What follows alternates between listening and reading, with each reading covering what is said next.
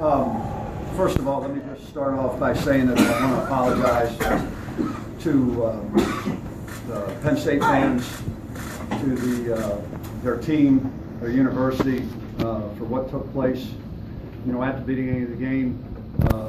That is not who we are. Our emotions got the best of us, and we've got to be above that. So I just want to say on behalf of, and I know Kevin Anderson, our athletic director, talked to their athletic director and president, as well. And like I said, I want to apologize for that and feel bad about that. I'm just so happy for our young men to come here to be the first Maryland team to ever win at Beaver Stadium, to fight through all the adversity that we fought through today, to bounce back from last week when people probably thought we were done, put a stake in us. They just showed so much heart, character, resiliency to get this win against a good football team in a very proud football and history-rich tradition program, and to bring some satisfaction and joy to all the former Maryland players that have played in this series and all the alumni at Maryland. This is something that I know that they look forward to, and to be able to get a win and to make them proud, of the university, of the football team, really says a lot of the effort that our guys gave today. And, this is a win that can make a big difference in a lot of different things. And to come here and, like I said, to get bowl eligible and to get this win, and how fitting to have, to me, the best kicker in the country, Brad Craddock, hit that field goal at the end. Just very fitting, for us, and just very, very, very happy.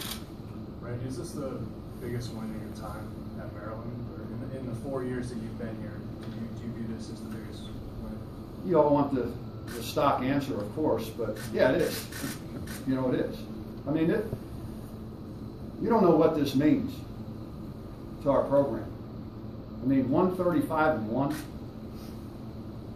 and 0-20 at Beaver Stadium, and recruiting.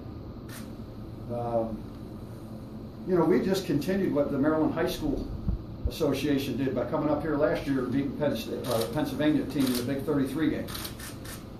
And so we wanted to create more pride in the state of Maryland, and understand that, I really think, and I've said it and I'm going to say it, that this should be, let the rivalry begin now. Let it begin. Should be a trophy for this game. It's a bordering state. Let's have some fun. Let's really make it competitive, and let's really go, because that was a hard-fought game. Give Penn State credit. Penn State fought their tail off today. That game could have gone either way, and that's what it's all about. And I mean, you couldn't ask for something better. If I was a fan watching this game, that you got your money's worth, and hopefully we can continue to do that. But this is great for college football. This is great for the region, and it's just how I feel. That type of thing for your guys. And you said it. I don't want it. It shouldn't happen. That shouldn't have happened, and I said that.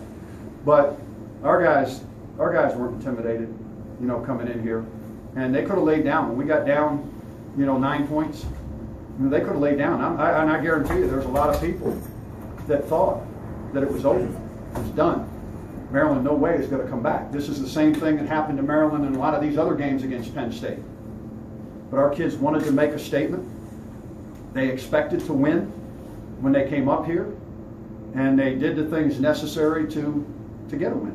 Randy, how big did you feel that the defense was? The offense struggled some early on. It seemed like the defense was pretty much consistently good throughout. I thought our defense played outstanding, and they've been maligned the last couple of weeks. But they raised up another level today. I really thought we had the one bad series. I mean, we have a pick six, and we get a roughing the passer call. We get an interference call in the same drive. They battled.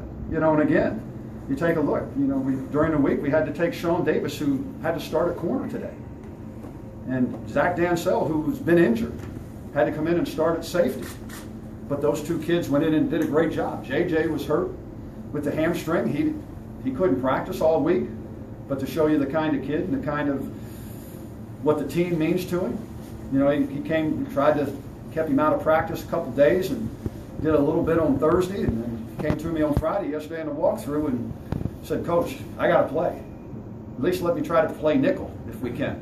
And I said, "JJ, I said, I don't question your toughness. I don't question your heart. I don't question anything. But I said, I can't put you on the field unless you're, can go, because I'm not going to do that to you." I said, "Let's see how warm-ups go, see how you feel." And he felt okay, so we played that. So again, to have some of those things happen and to play the way we did against one of the best quarterbacks in the country, in my opinion, says a lot about the players and the coaches as well. Randy, what can one game mean in recruiting? Can it mean a lot? What do you guess it means? Do you know quite what one win for Maryland can mean this time? The only way you beat teams in recruiting a lot of times is you beat them on the field. And I remember when I was at Syracuse, we didn't have the best record against Penn State at all, but we beat them one year 48-21. And you beat people on the field, it's going to help you in recruiting because it makes a statement. It makes a statement to those kids. So I would think this is going to help us big time.